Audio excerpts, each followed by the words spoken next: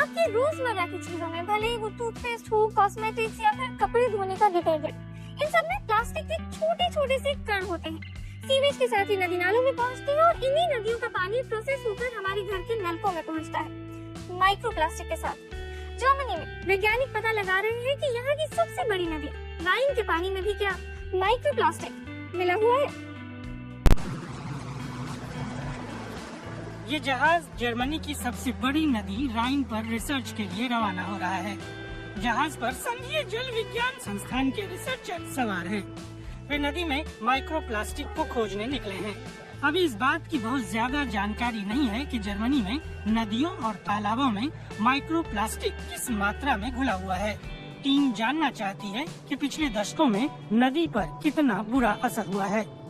घर घर में प्लास्टिक का इस्तेमाल तो 50 के दशक के बाद ही शुरू हो गया था। जाहिर है कि राइन पर इसकी छाप जरूर होगी। हम ऐसी जगह ढूंढ रहे हैं जहाँ से हमें कुदरती तौर पर तलछट मिल सके, जिससे हम पता कर सकेंगे कि कब से वहाँ प्लास्टिक घुलना शुरू हुआ।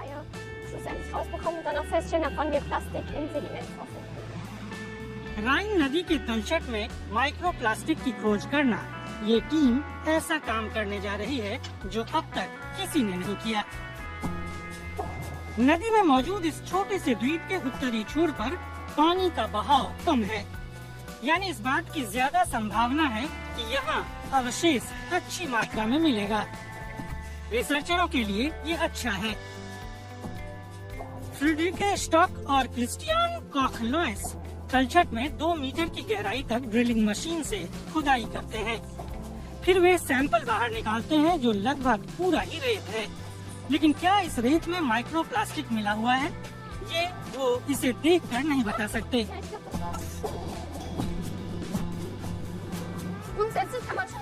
मूल रूप से आप मान सकते हैं कि इसमें प्लास्टिक मिलेगा।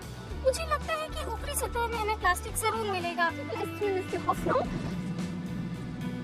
टीम को इस बात की भी उम्मीद है कि वे अवशेषों और प्लास्टिक की उम्र का भी पता लगा पाएंगे। पूरे विश्लेषण से इस बात का पता चलेगा।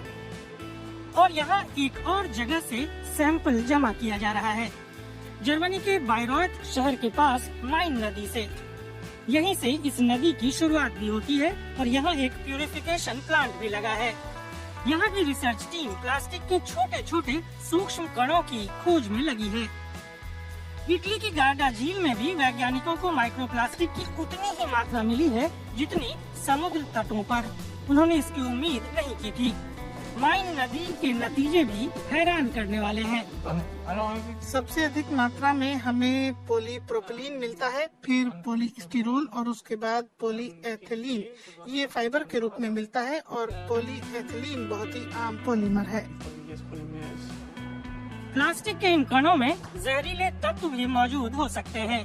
कोई प्यूरिफिकेशन प्लांट उन्हें साफ नहीं कर सकता। इस तरह के प्यूरिफिकेशन प्लांट माइक्रोप्लास्टिक को अलग करने की क्षमता नहीं रखता, बल्कि ये सिर्फ सीवेज के पानी को या डिटर्जेंट वगैरह को ही साफ कर पाता है। वाटर फ्ली मछलियों के लिए ये अहम आहार है और ये अपना पेट भरने के लिए शैवाल पर निर्भर करते हैं। जीव विज्ञानी क्रिस्टियन लाफोर्स इन्हें खाने के लिए शैवाल देते हैं और थोड़ा माइक्रोप्लास्टिक भी। वाटर फ्ली को दोनों में कोई अंतर पता नहीं चलता, वे दोनों को ही खा लेते हैं। लाफोर्स इससे पहले केंचुओं और घोंघों पर भी ऐसा टेस्ट कर इस बात को सिद्ध कर चुके हैं। जब वाटर फ्ली को माइक्रोस्कोप के नीचे देखा जाता है और उन पर अल्ट्रा वायलेट रोशनी डाली जाती है तो शरीर में मौजूद माइक्रोप्लास्टिक नारंगी रंग में चमकने लगता है। अलग अलग जीवों के माइक्रोप्लास्टिक खाए जाने से कई तरह के खतरों पर चर्चा चल रही है। जाहिर है कि ये नुकीले हिस्से पाचन प्रणाली को नुकसान पहुंचा सकते हैं, लेकिन फिलहाल हमारा ये मानना है कि प्लास्टिक में जो एडिटिव होते हैं वो पाचन प्रणाली से होते हुए शरीर में फैलते हैं और बुरा असर छोड़ते हैं। इसका मतलब ये हुआ कि प्लास्टिक में मिलने वाले जहरीले तत्व मछलियों में भी मौजूद होते हैं और इस लिहाज से वे इंसानों में भी पहुंच चुके हैं। हमें ये पता है कि अब तक कुदरत में मौजूद जिस चीज में माइक्रोप्लास्टिक खोजा गया वहाँ ये मिला। फिलहाल हम ये बिल्कुल नहीं जानते कि प्रकृति में ये किस गहराई तक पहुंच चुका है और किस रूप में है। हो सकता है कि सिर्फ माइक्रो प्लास्टिक ही नहीं, नैनो प्लास्टिक भी कुदरत में घुल चुका हो, और ये कण जितने छोटे होंगे इस बात की संभावना उतनी ही ज्यादा बढ़ जाती है कि ये कण सिर्फ पाचन तंत्र तक सीमित नहीं रहेंगे, बल्कि पाचन रसों के साथ मिलकर पूरे शरीर में फैल जाएंगे। कोबलेंस में जर्मन जल विज्ञान संस्थान के रिसर्चरों का भी यही मानना है। राइन नदी दुनिया भर की नदियों में सबसे ज्यादा बुरी तरह माइक्रोप्लास्टिक से दूषित है। बाज़ेल यूनिवर्सिटी की एक रिसर्च भी इसे साबित कर चुकी है।